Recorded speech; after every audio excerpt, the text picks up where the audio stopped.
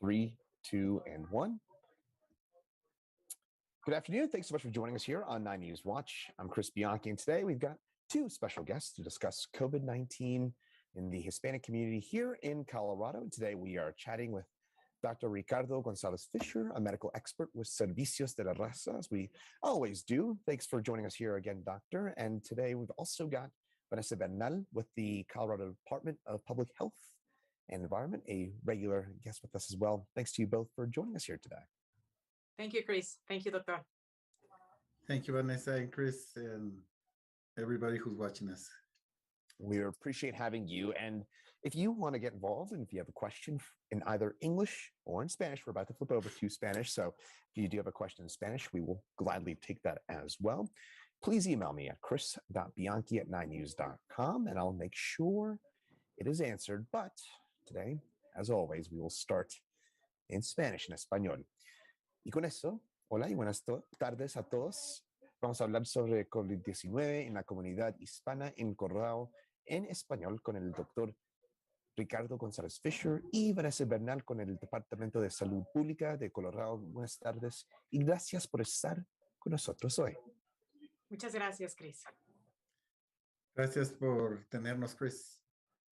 Como siempre. Y además, si necesitas esta información en inglés, lo tendremos en más o menos 5 minutos. Pero ahora, como siempre, empezaremos en español. Y si tiene alguna pregunta en español, por favor, envíamelo a chris.bianchi@9news.com. Y con esto, bueno, Vanessa, quiero empezar con usted.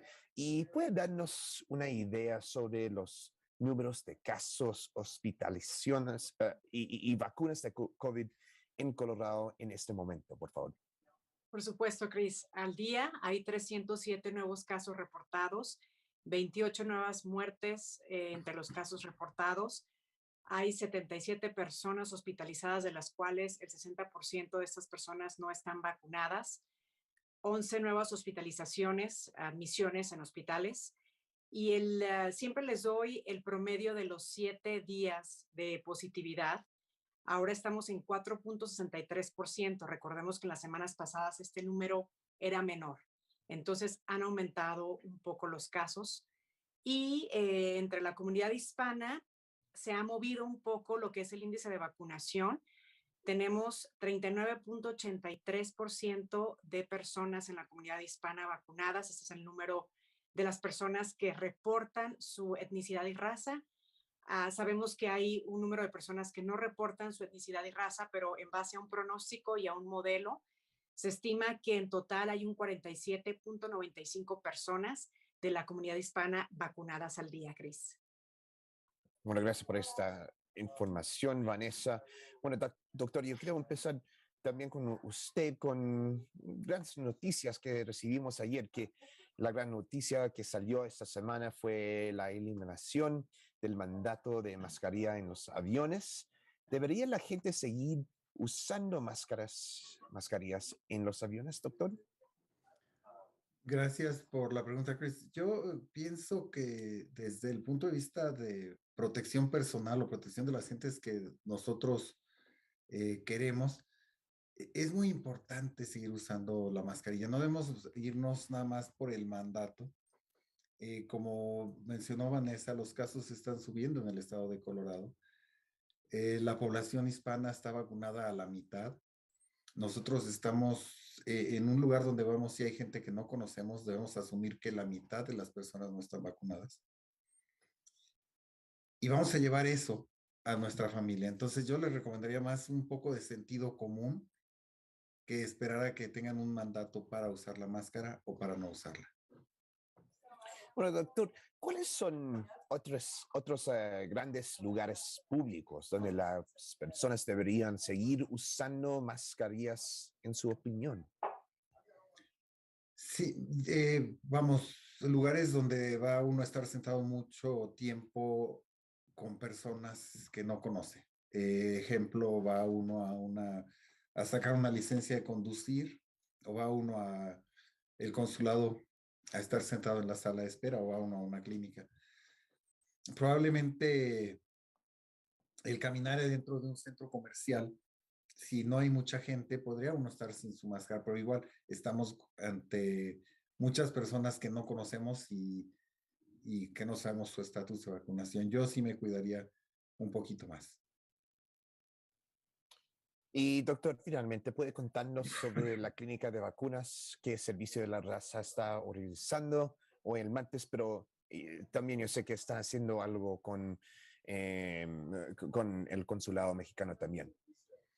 Sí, estamos trabajando los martes en la mañana en el consulado mexicano aplicando vacunas y en las tardes en Servicios de la Raza a partir de las 4 de la tarde. Pueden llamar y hacer una cita y si quieren pueden pasar y estamos aquí para servirles. Qué bueno escuchar eso y bueno, eso concluye la parte en español de nuestro programa. Ahora seguiremos en inglés. So with that, I'm going to go over to English and Vanessa, if you can give us an idea about COVID case, hospitalization, and vaccine numbers in the state of Colorado as it stands right now, please. Sure, Chris. Up to date, we have 307 new cases reported, 28 new deaths among cases reported, 77 persons hospitalized, and 60% of those are not vaccinated.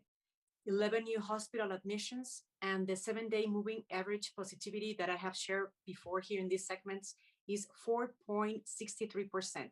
This is slight higher than previous weeks. And among the Hispanic community, the vaccination rate has moved very slowly, but it has moved. And right now is 39.83% for those who report rate and ethnicity, but we know that there are some people that they don't report their race and ethnicity. So there is like a model that we follow in order to estimate how many people from the Hispanic community are vaccinated, and that number is 47.95%. Okay, well, good to hear about the slight increase, although I know it is slow in the Hispanic community in terms of those vaccination numbers. Doctor, I want to go over to you. And of course, the big news that came out this week was the removal of the mask mandate on airplanes that came from the federal judge, struck it down. Doctor, in your opinion, should people continue to wear masks on airplanes?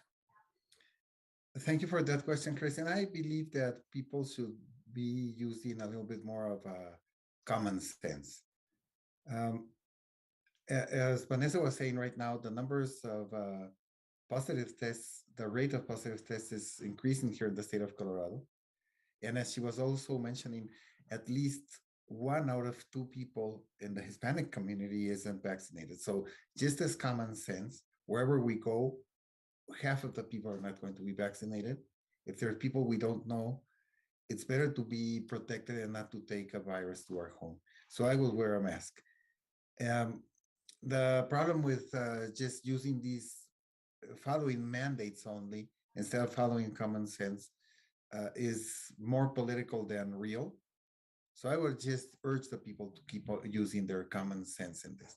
Use your mask whenever you're in places where you're enclosed with people you don't know. Doctor, what are other big public locations where you would recommend that people continue to wear masks, in your opinion? Anywhere where you're going to sit in a closed area with people you don't know. And I would say, for example, the DMV, you're going to get a driver's license, you're going to sit there for a couple of hours or maybe for an hour while you're waiting. I would rather wear a mask than not. If you're going to a shopping center and there's a lot of people, I would wear a mask there. I think it's better to be protected now that their cases are rising. And Doctor, finally, can you tell us about the vaccine clinics that Servicios de la Raza, I know with some work with the Mexican consulate, that you're organizing for tonight and this week, please? Yeah, we're working every day with the Mexican consulate and Servicios de la Raza to have these clinics on Tuesdays. These are open spaces for people who want to get their first shot or their second shot or their boosters to come. There's a phone number they can call to get an appointment at Servicios de la Raza, but they can just walk in and we're here waiting for them. Great to hear, and thank you for both of your work in helping inform us here about the COVID-19 pandemic here, specifically in the Hispanic community here in the state of Colorado. Again, once more, call. Just give Servicio de la Raza a call about those vaccine clinics. And if you have a question, either English or in Spanish for our guest today, again, please email me at chris.bianchi@9news.com, and we'll make sure it is answered. Again, that question can be in either English or in Spanish, but that'll do it for this week's look at COVID-19 in the Hispanic community. Doctor Ricardo Gonzalez Fisher, Vanessa Bernal, thank you both so much for joining us here today. Thank you. Thank you very much. We'll see you again next week. Thanks again.